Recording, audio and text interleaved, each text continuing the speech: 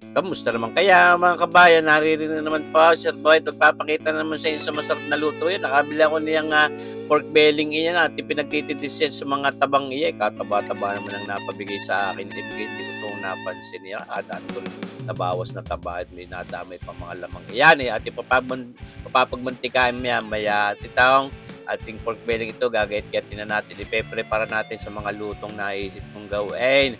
Pero ang atin pong luluto, ipapakita ko sa inyo ngayon ay breaded pork belly. Yan ho, lalagyan natin ng breading at ating ipiprito lang. Simple, para madaling malantakan. Aba lalantakan namin pang ulam ngayong tanghalian. Yan ho, bumawas tayo ng ating gagawing breaded pork belly. At yung iba, ginayat ko ng pang adubaw at mga pang crispy. Yan ho, ipiprepare na natin itong ating pork belling ito. Yan ho, ating hinugasan pare. Siyempre, malinis.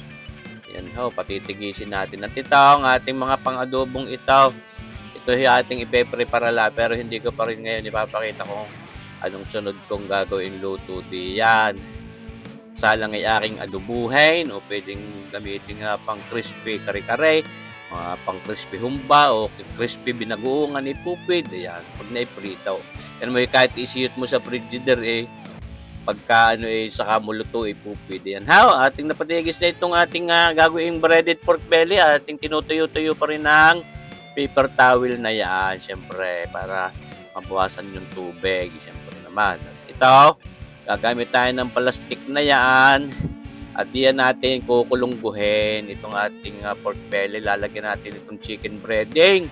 Yan ho, aming nakasanayang gamitin. Pwede rin naman tayo magtimpla ng atin. Pero ito sadyang pang mabilisan ni pupid. At ito lang ay aking dinadagdagan pa rin ng cornstarch para hindi ganun katapang ang lasa. At ito, pampasarap lalo.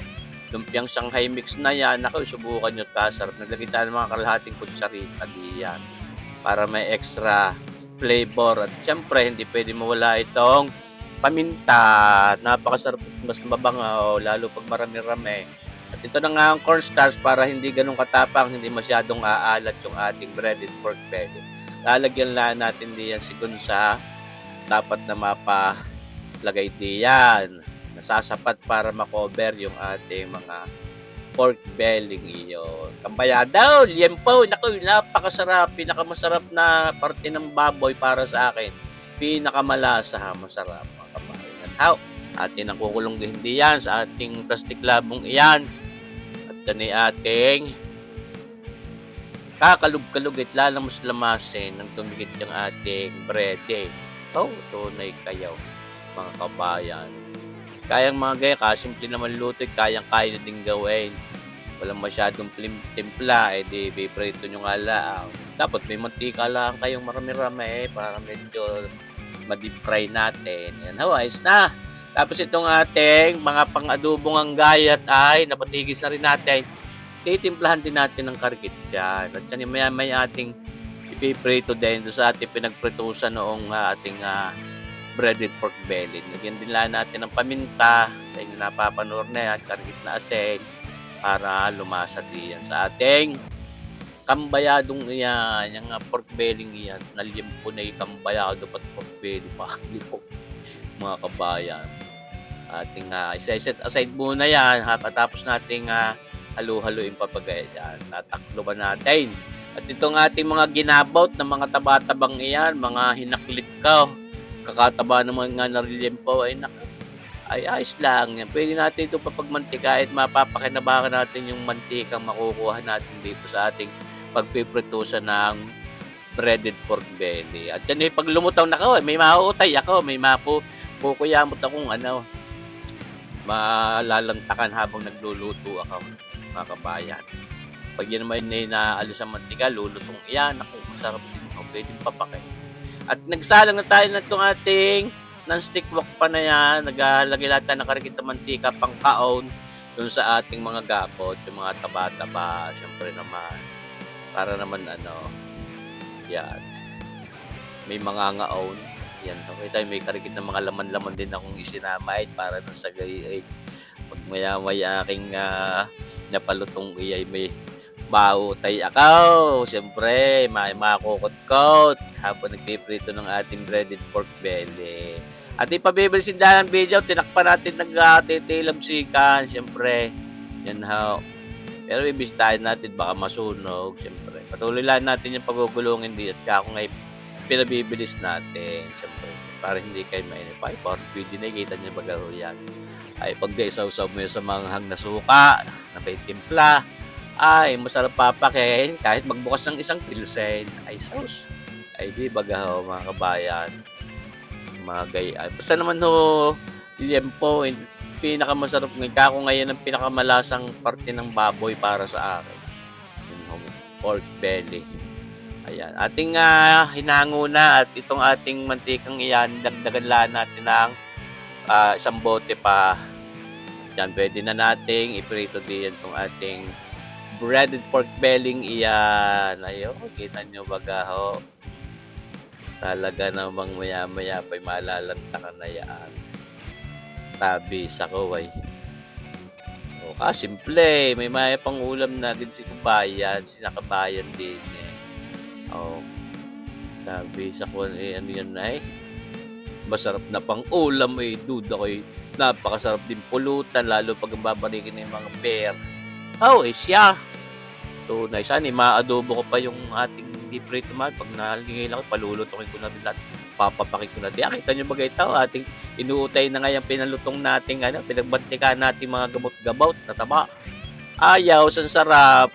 Nakakaaliw ang pagluluto. May nautay kang lantakan. May nakakukot-kot eh. Tatanggalan natin yung mga karikit na bula-bulat, yung impurities ng ating karne ng baboy. Yung lempo natin yan. Ating binabalik-balik din. Baka sumubray masunog. Siyempre naman. Alagaan natin ng pagbabalik. Yan ho na may hindi to pinakaangang. Yan na nga. At pinabilis na. Hahanguin na natin mapatigis na yan. Tangi mapahayos na doon sa hapag ng lantakan. O, kita nyo ba golden brown. Masama din masyadong pagka brown na brown at minsan inapait yung ating breading. Nawawala na halos yung patas ng ating karong. Yan. Ayaw siya. Bayan, ito na mga ating mga pang-adubong ito. Ating isasalang na rin habang tayo ay nakain. Eh di nakasalang na diyan. Atin lang yan ipiprito din diyan yan ng karikit para mabawasan din ang mantika niyan. Para kung iaadubuhin natin, eh di nabawasan na ang mantika. Iwanan muna natin yung diyan. At ito na, nasa hapag na nalantakan itong ating breaded pork belly. Ayan how, ating pinaikutan ng karikit. Hindi lalantakan na natin diyan sa ating hapag na lantakan. O, di ba ga? Yan sarap. Mercy po. Yung mga taba-tabang yung pinalutong natin. Aboy, naka-ready na rin ang ating sausawan para diyan. Lantake! At tunay naman mapakasarap ng tanghali at pagkagarne kahit wala sabaw. O, para talagang malutong. O, pagka may sabaw-sabay ka pababa dyan, mawawala pa ang lutong. Hindi kaya ako kahit basta mainit-init ang kanin. Panalo na yung mga tabang yaw ating sausaw dinay sa ating sukang iyang manghang. At ito, pwede naman kayong gumamit yung sausawan ng ating breaded pork belly. Pwede rin doon din sa suka yung sausaw. At equally ng inyong ibig. Para may variation, dalawang ating ginawang sausawa. Ari para din sa breaded pork siya, parang sarsa ng litsong aray. O, di ba ga? Lantak. Lantak na kaya mga kabayan. Siyempre naman, at Mami, pagkatapos na kumain, bibisitahin natin yung nakasalang na pang-adobo nating mga gayat. At hahanguin na rin natin maya-maya. Saka ako ipapakita sa inyo mga kabayan kung ano namang luto ang gagawin ko doon. Ano hinabigan ninyo rin ating video nga rin mga kabayan. At abangan nyo pa rin usahan ng ating mga susunod videos. Pasensya na ho kayo ha dun sa mga naiingayan sa akin. Kasi nahulaan talaga ang sistema eh. Paano baga? Oh. Ay na-energize din ho ako pagka ako may mga sinasabing garni. At least spontaneous naman. Hindi naman paata-ata si kabayan. Yan ha, mabuhay po tayong lahat. Mabuhay tayong lahat mga kabayan. God bless.